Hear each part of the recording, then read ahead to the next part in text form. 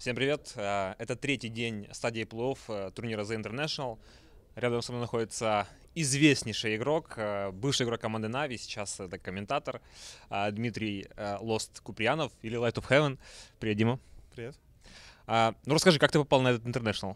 Ну как, я играл отборы за Империю, так вот на своей волне, потом после проигрыша мне пишет iFrogs: привет, Дима, хочешь поехать на International? Такой: да, ну, вот побудь комментатором, и нормально, я здесь.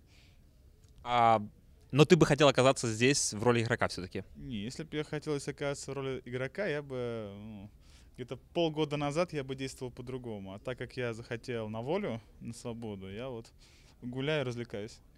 Хорошо, расскажи, как вообще изменилась твоя жизнь после ухода из Na'Vi? Можешь как-то вот разграничить?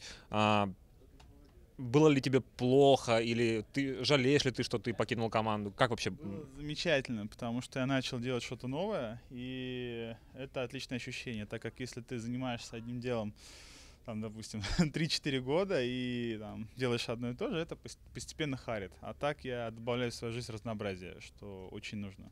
А, ну, сейчас ты как комментатор, тебе нравится комментировать, ты будешь продолжать комментировать или все-таки планируешь как-то ворваться в доту? Мне нравится смотреть за игрой сильных команд, поэтому это нравится комментировать. А если происходит что-то там, что происходило первые 2 дня International, то там забей, там. Хочется пойти там и что-то новое найти. Хорошо, а если ты как комментатор, у тебя появился, так скажем, взгляд со стороны, как изменился стиль игры Нави, что поменялось вот внутри команды по сравнению с тем периодом, когда ты был в ней? Но сейчас Нави начали делать то, что мы делали на прошлом International, захватывать преимущество в начале игры. И потом элементарное действие, мы идем вперед. Вот, и до конца все, и поворот. Поэтому сейчас, как видно, что если у Нави вдруг в начале все ровно, то дальше у нее начинаются огромные приключения по игре. Вот, что было, даже было с LGD China в первой игре. И уже там интересно. Давай поговорим об игре ДК против IG. Да. Была эпическая игра. Я видел, ты ходил после этой игры как-то излишне возбужден. В восторге. И что, я радуюсь, когда такие игры, когда команды стоят и ждут, что думают, что они сильнее, а другие думают, мы сильнее. Они так сидят минут 50, и потом объясняется, что, очевидно, кто-то один из них только был прав, а не обе команды. И то, что мы увидели, IG в итоге легко победили. Что ты можешь сказать вообще о пиках на этом турнире?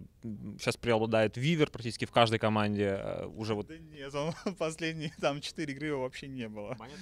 Да, по-моему, даже не пикают, если из того, что было видно. Но тем не менее, если можешь как-то прохарактеризовать стиль пиков или вообще пики на этом турнире, у какого героя там наибольше шансов доминировать сейчас? Сейчас это Визаж Вивер. Ну, обычно это ранжовые дамагеры или ранжовые кастеры, что показывают наши европейские ребята, когда набирают все, чтобы захватывать преимущество, те же Нави Альянс.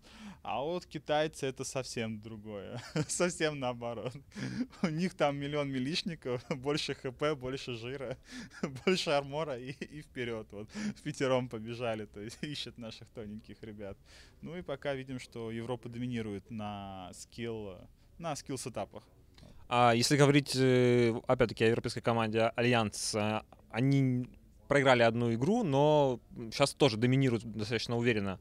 Что ты можешь сказать вообще по их игре на турнире? Ну, наконец-то команды начали делать что-то и адаптироваться под них, потому что ребята играют полгода уже одним и тем же, и как бы это смешно не было, но 75% побед Альянса происходит еще на стадии пика, когда они отпикают противника, и люди продолжают пикать вот свое, думая, что нет, все-таки у нас пик лучше, ну надо лучше играть. А на самом деле все попроще. У Альянсов пик лучше, и надо пикать, ну, правильно начинать. Ну, ты сказал это Пупею, если вдруг они там пройдут И дальше? он и дальше все знает.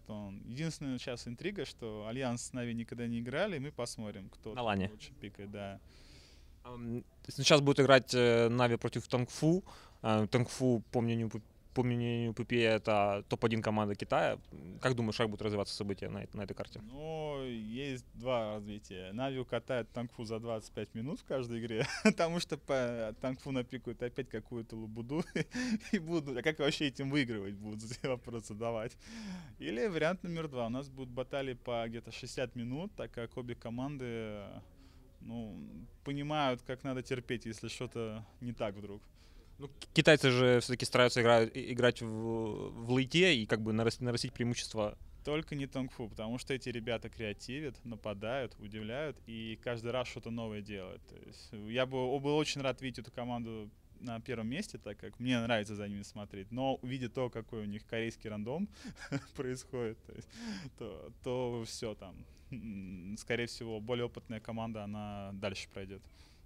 А вопрос у меня такой. Ты вообще планируешь оставаться вот в роли комментатора или все-таки хочешь ворваться в доту? Я слышал, что у тебя планируется какая-то поездка в Германию. Да не, ну это такое, это шоу-матч, а я пока, мягко говоря, фрилансер, который там туда подвинул, потом туда поехал, там посмотрел, что здесь, и там, где будет лучше всего, там вот, ну, вот я здесь, пока здесь лучше. А будучи еще в Нави, ты начал как-то очень сильно саморазвиваться. Как у тебя успехи вот в этой области? Может быть, расскажешь какую-то там интересную теорию или ну, что у тебя нового вот в области саморазвития? А нового, то, что делаете на полной смелости все, что вы хотите. Даже если вам что-то там будут грозить или там что-то там предъявлять, а пофиг, делайте дальше то, что вам нравится. Потому что один хрен все равно мы все умрем.